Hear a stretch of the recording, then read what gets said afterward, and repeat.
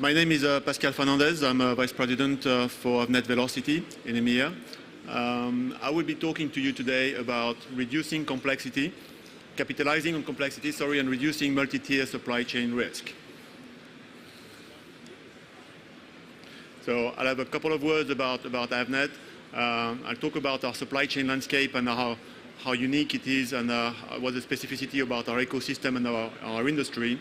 Then we'll talk about improving business practices, collaborative business practices, increasing supply chain visibility, increasing control and reducing risk, and we'll have a few takeaways and hopefully some time for questions at the end.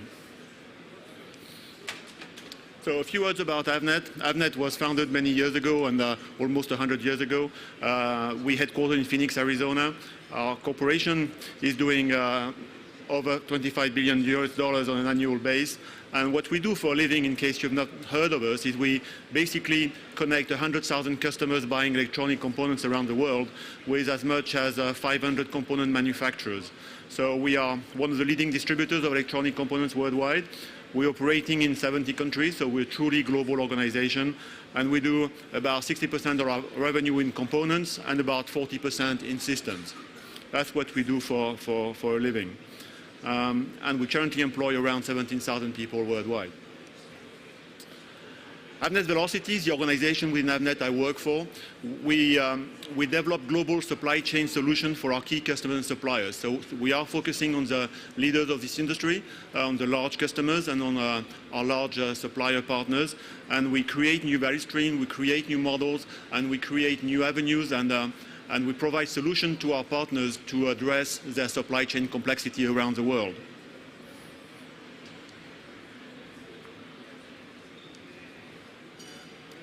Now, what's unique about our supply chain and the electronic supply chain in general is we have, on one end, we have a very rigid supply side and a very volatile demand side. And if you take the component supply chain for raw silicon all the way to a component up there, the products go around the world sometimes several times in a very complex front-end and back-end process that takes between 12 and 20 weeks. So this is a very rigid supply side we have to live with.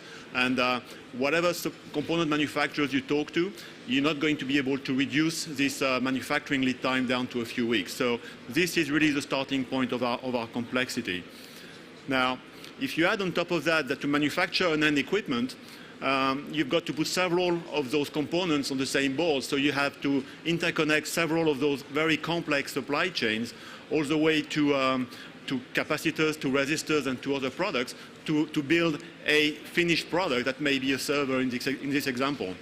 Now, the complexity of our ecosystem is the purchasing and the supply side and the supply chain of those components goes through a number of players, distributors, retailers, interconnecting with contract manufacturers around the world, and all those people, including OEM sub-assembly sites, interconnect with one another around the globe.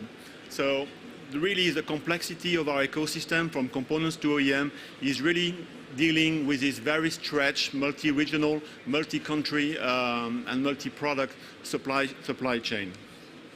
Obviously, this creates delay. We have a lack of visibility along the supply chain, creating dissatisfaction, cost, and a huge burden and challenge around dealing with obsolescence.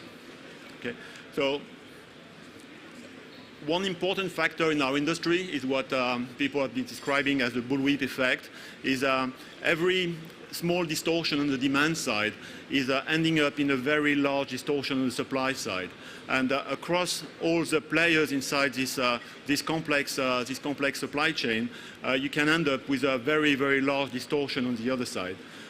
This has been described for the past 20 or 30 years in many details by many people. But really, at the end of the day, the amplitude of distortion is a direct consequence of the shipping delay on one side, so the lead time on the products on one side, and also the information delay, so how quickly you have access to information. So there is a way to address the bullwhip effect associated to our supply chain is to work on those two things. Working on the lead time on one end, and there's a number of programs around that, whether you call that VMI, whether you multi-source products and so forth, and working on access to information on the other, and the way the different players access information. So, when asking key leaders of this industry the key drivers behind improving visibility in their organization, the two top answers coming back are growing global operation complexity, and the other one is the need to improve supply chains speed of operation, speed of execution. So it's really about complexity, and it's around speed. Obviously, most people will also recognize that supply chain cost is a very important piece of the equation as well. Now, this new norm we've been talking about is really around volatility. And volatility comes in many, many aspects in our industry. Volatility in demand, in the economic drivers surrounding our customers and our business partners. Environmental regulations are playing an increasing role around the world. Political uncertainties, things like design volatility, and products do change so rapidly these days, and the supply volatility as well. So this new norm we've been describing that we need to learn to live with is really around complexity, around volatility, and around increased need for velocity. And this is carrying a number of risks associated to those phenomena along the way. So when we talk about capitalizing on complexity, we need to accept those factors that are not going to go away. And we need to find ways to create opportunities around addressing those complexities. So there's three things I want to share with you today. One is collaborative business practices. The other one is working on supply chain visibility. And last but not least, increasing control and reducing risk across the supply chain. So if we talk about collaboration, and that's a buzzword going around all the supply chain professionals today, is collaborative business practices. Now, one way to improve collaboration across business partners in the supply chain is to start adopting a common language. And things like the SCORE model, I don't know how many of you are familiar with the SCORE model, that's been promoted by the Supply Chain Council, which is describing supply chains in 6 basic elements: plan, source, make, deliver, and return, and have associated processes for each of those stages. The fact that business partners adopt the same language, whether it's a supplier or a customer, is giving a common framework for people to start exchanging plans, start exchanging metrics, objectives, and building the basis of a command and controlling inside their own ecosystem. So really, a first step to improve business practices is to look for standard way of communication. Gartner described improving collaborative business practices going from several levels of maturity. The basic level is reacting, and reacting is really very operationally focused. Anticipating, which is planning focused. You start talking about exchanging forecasts and expectations. Collaborating, which is profit focused. We start talking about sharing benefits, and then orchestrating, which is viewed as being the highest level of maturity for collaboration, which is value focused across the supply chain. So we're talking about end-to-end value focused supply chain. Now, every company got their own sales and operation process. And what we've been advocating with our partners and the recommendation we've made to them is they've got to extend the traditional SNOP process, which basically goes from product management review to demand review, supply review, pre-SNOP review, and then an executive review and consensus, is to encourage our partners to go outside of their 4 walls and extend that process to their partners, upstream and downstream, incorporate more customer demand, not just the B2B EDI forecast, but also have business trends, interpret events, promotion, NPI information.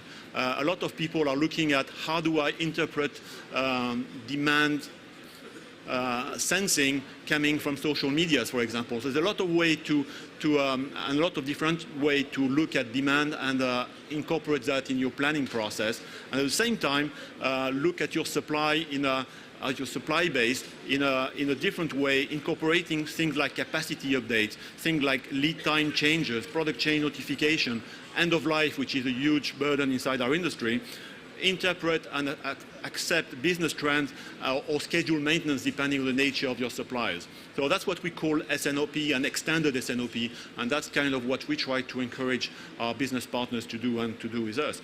And because we are at the center of the supply chain, connecting with many suppliers and many, many customers, one area we've been developing a value proposition is to be the key orchestrator of this supply chain information and visibility. Extended SNOP, and like every sales and operation planning process, is really at the end balancing compromise, and it's making a trade-off between different evils. Things like flexibility versus lead time, compromising labor cost versus transportation time, push versus pull, proximity versus critical mass. This is the kind of questions people have to answer inside their process.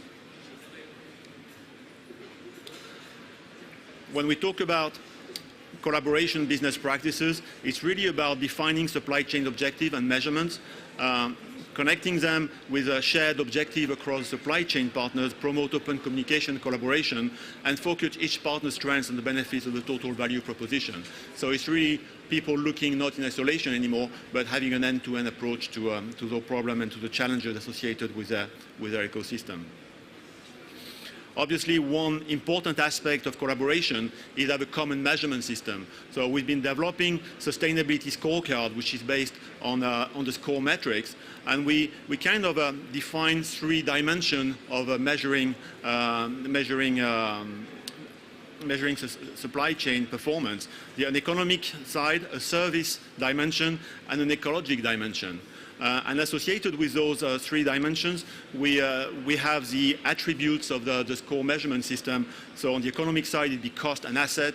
On the service side, it'd be reliability, responsiveness, and risk mitigation. And on the ecologic side, outside of the expected environmental measurement, things like carbon emission and stuff like that, the social aspect is not negligible. I mean, if you're manufacturing tablets in the Far East, you'll probably be interested to have an idea about the employee engagement index of your contract manufacturer in that area. So you understand if you have any social problem coming up. So this is really the different dimension of measuring supply chain, and obviously associated with those attributes, for each of those attributes, you will have a number of metrics that people agree side by side, engagement by engagement, depending what you're trying to drive. So on the service side, it'd be reliability, like things like perfect order fulfillment, or line item on time in full. On risk mitigation, we'd be talking about value at risk or supply continuity or line down measurement. Okay? So having a cross-enterprise scorecard and metrics is something that's absolutely an imperative to have a collaboration across the actors. One fundamental thing about collaboration is visibility. And why is visibility so important? I mean, today, most companies operate in a virtual enterprise, having a very stretched supply chain across the world with a lot of players involved into it. And information management is making the difference, between succeeding companies and failing companies. Visibility brings several dimensions to your supply chain. It helps you mitigate risk. It also plays a key role in optimizing inventory, not to mention capturing new business opportunities, and in the end, it's going to have a major role in improving overall customer experience by improving customer service overall in the supply chain. So if you were putting supply chain visibility, and if you were looking at supply chain maturity, and competitive advantage, and if that was the road to maturity, the starting point will be building a visibility across the players inside the supply chain. With visibility, then you can start building supply chain risk management, and you can build supply chain response management scenarios and processes. And with risk and response management, then you reach a level of predictability inside the supply chain. And that's the way to go to a sustainable supply chain. So from visibility to sustainability, really the starting point and the cornerstone of this process starts with building the tools and for improving access to information. Now, when you look at the leaders around the world, what are they doing? I mean, what are the key guys in this industry doing on visibility? Well, Gartner, I don't know if you're familiar with the Gartner Top 25, but every year Gartner is ranking the top 25 supply chain companies around the world. And when asking those people, they say that by 2016, in 4 years' time, 50% of the top 25 companies inside the Gartner ranking will be relying on predictive analysis to manage the supply chain. So this is going to, more and more people are building scenarios and are having multiple scenarios across the supply chain to start building their plan. At the same time, through another survey, best-in-class companies are 1.6 times as likely to increase B2B connectivity on the supply side, and those same companies are 3 times as likely to increase connectivity on the customer side. So really the leaders of this industry, the people having success and recognized as being leaders in the supply chain in our industry, are focusing on building visibility and connectivity tools across their players. Now, let's talk about control and reducing risk for a second. And we've been talking about risk management during the week a lot, and I think it's something that's been keeping many people awake over the past couple of years. And the way to approach risk and risk management is, let me give you a couple of examples. Let's take those 3 scenarios. Your computer gives you a big blue screen in the morning, your production line fails, or your supplier has a fire on the other side of the world, or a flooding, or something of that kind. Now, the key question is, in which of those scenarios would you know what to do? And which of those scenarios you would have a contingency plan already in place, and which of those will be affecting you the most? Okay? In reality, you probably have a response for the first 2. You have maintenance contracts, you have a help desk, you have a field replacement unit agreement with your suppliers coming to fix it for you because it's part of your risk management policy and is something you have already in place. But you most likely not have a contingency plan for that sort of event. And a lot of people woke up last year and over the past couple of years trying to figure out what to do when the improbable happened. The way to look at risk management and risk mitigation is really to take a step back and look at your supply chain or your supply chains. So on the supply chain, let me remind you, is a product going to a customer. So many companies have many supply chains. So when you look at risk management across your organization, you should be looking at the different supply chains you have inside your company. And you have the idea is to run a what-if type of scenario.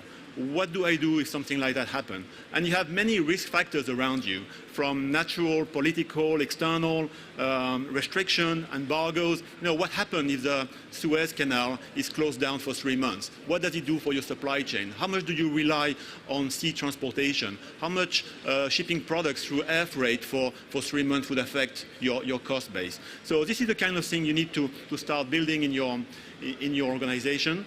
And once you've done that, you start approaching value at risk equation. So, and value at risk is really simple. It's the impact of a risk associated with the probability of that risk. So impact time probability will help you position every of those risks you identified on this graph up there and be helping you to prioritize those highest risks.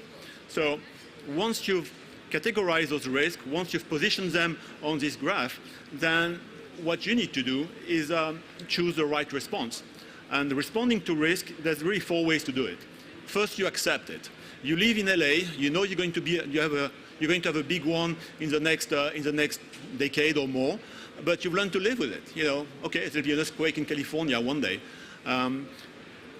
The other way is to avoid the risk.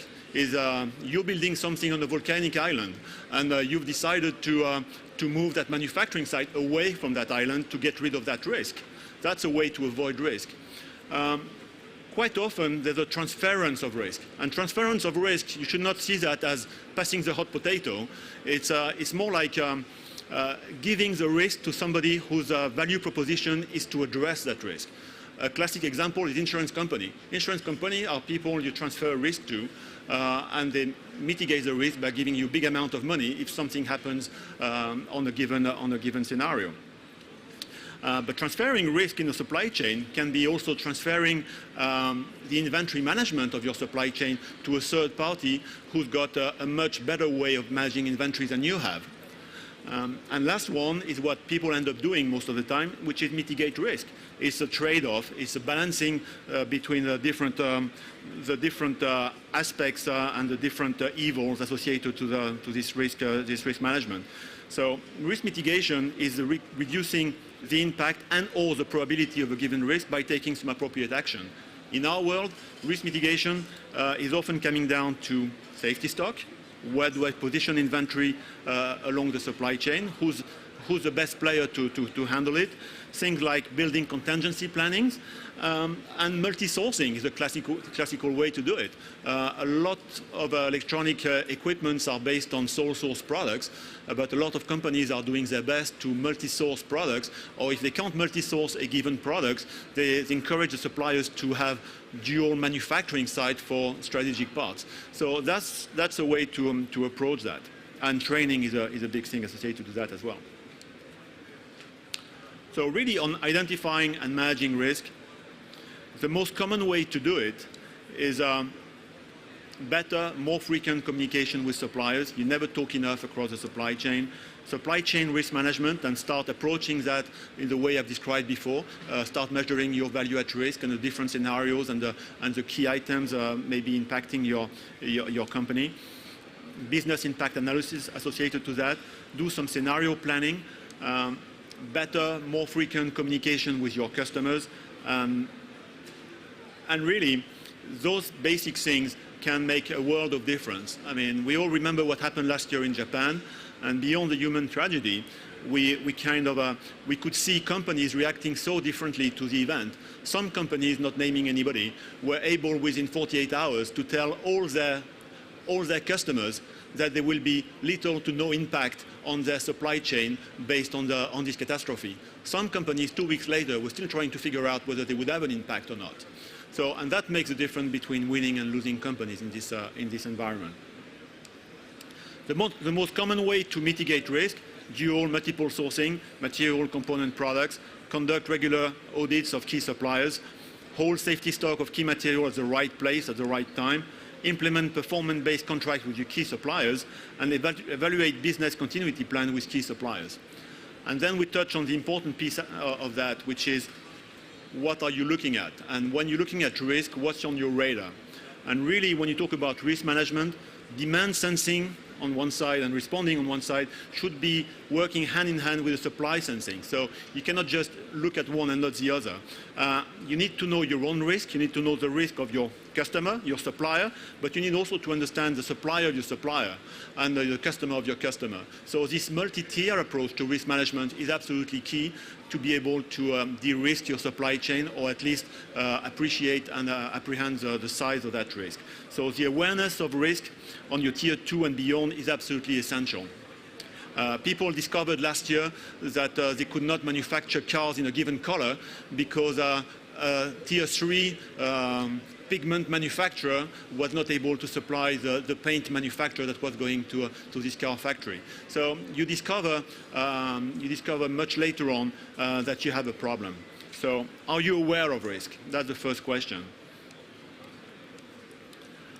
Clearly, adopting a common language and working on the framework, on the SCORE framework, for example, having a common language across the players is going to help you immensely to mitigate that risk, because you're going to have a common language, measurement and metrics across different players, so you won't waste too much time in communication and adapting to the language of the players. But more and more you'll be hearing about supply chain control tower. And what are we talking about? So this concept of control tower has been introduced over the past few years, and some companies have products today supporting that, and a lot of people are considering the adoption of that. And if you want to describe Control Tower, it's really basically a collaborative tool. It's a cloud-based collaborative execution solution that enables partners to connect, to streamline their processes, to facilitate rapid decisions. And Control Tower also provides the ability to see and manage assets in motion. What's important here is we're talking about real-time tools, helping people answer questions like, where's my supply? Where will it be? What are the exceptions? And how can I best respond? So the Aberdeen Group kind of described Control Tower as being a solution having a centralized view with the ability to drill down to the root cause of a problem and resolve it from that point. So it's about visibility, and it's about sensing, and it's about responding to an event. So in our multi-tier supply chain, Control Tower is actually going to enable people to be aware of risk at all levels. By sharing things and collecting information and sharing in a collaborative hub, things like demand forecast, channel inventory, shipping data, purchase orders, things like airway bill numbers, and so forth, will actually improve the visibility that an OEM will have on his supply chain, and actually help us improving the awareness of the risks that's going across his supply chain. So if a natural disaster happens somewhere down the road with the tier 3 suppliers, because we're all connected to the same Control Tower, the information will be much more rapidly detected and addressed. A supply shortage, but also on the demand side, a supply shortage could be on the customer side that's going to change the pattern of his demand moving forward. The earliest you know that, the better, and the earliest you can adapt in your supply chain and mitigate the bullwhip effect associated to that. Or things like lead time increase. The quicker you adapt to this lead time increase information, the faster you're going to be able to respond to it. Not to mention things like currency conversion concern along the way that may change the demand pattern on the demand side. So this is what Control Tower enables you, is to raise your awareness of risk at all levels. Now, the way we can picture that, if you take a global OEM, a global brand owner, this Control Tower is really, it's not just an IT tool, because that'd be too easy. So it's a combination of a process, technology, and people. So it's, the starting point of installing Control Tower across the supply chain is really to look at your network and probably redesign your network. So network design is probably the first thing you need to look at. And then you move to adapting and installing the technology to support your new supply chain and your new design network. So across this enterprise collaboration hub, people connected there would be contract manufacturers, ODM, component, raw material suppliers, on the demand side, channel or retailers or value-added retailers. And the information that would be exchanged would be things like forecast, being like orders, lead time, channel inventory, etc., etc. So that sort of information will interconnect people on the supply side as well as the people on the demand side. And the further you go in the tiers, so the more multi-tier you are in the approach, the more robust is going to be your supply chain and your Control Tower. People talk about integrating planning and execution, and we've all been talking a lot to our customers over the years about command and control, and OEM wanting to better command their network and control the network, adapting to their business plan. The next step and to reach maturity there is develop sense and respond mechanism, and that's what Control Tower enables people to do, is in real time sense the alert and in real time respond to the alert. So command control goes hand in hand with sense and respond, and obviously you learn along the way to continually improve your process. A few takeaways today, and we can't go into many details on those things, but really this new norm, this need for this increased complexity, volatility, and this need for more speed and more velocity is presenting an environment full of risk for our companies. The way to address it is really to work on those three things: develop collaborative business practices, increase visibility, and invest in regaining control and reducing risk. So The foundation of that can be adopting a common language across the ecosystem, and using things like the score model could be one aspect of it. And the other one is to use new technologies that enable better control in your supply chain and use control tower mechanism. With that, just want to share with you, we have a number of publications, and we do a lot of collateral on supply chain and supply chain challenges. So you can connect to our magazines and to our communication on EBN online. We have a monthly newsletter. We have a quarterly supply chain magazine. So you'll be very welcome to connect to that.